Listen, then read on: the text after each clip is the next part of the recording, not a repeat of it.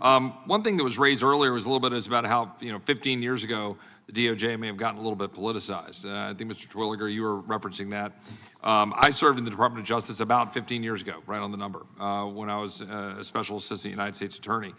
And one thing that I would note, Jack Smith has been at the center of a lot of these issues and debates in terms of lawfare. Obviously, that's in the federal context.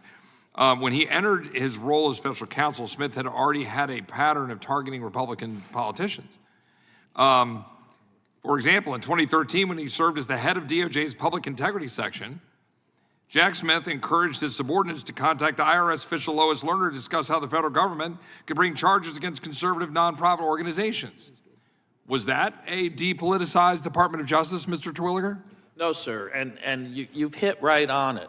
When you just use your common sense to look at what's happened. When you see some of the former prosecutors that were involved in some of these cases showing up as commentators on MSNBC, spouting political rhetoric, you don't have to be a genius to figure out what happened at the department.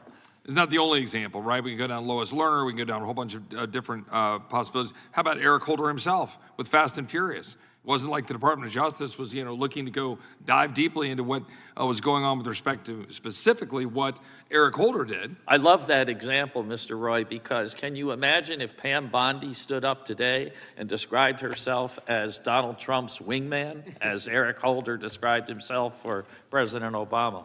You can see why I was only a Special Assistant U.S. Attorney for a couple of years during the Holder era and decided to move on and work for Governor Perry down in Austin.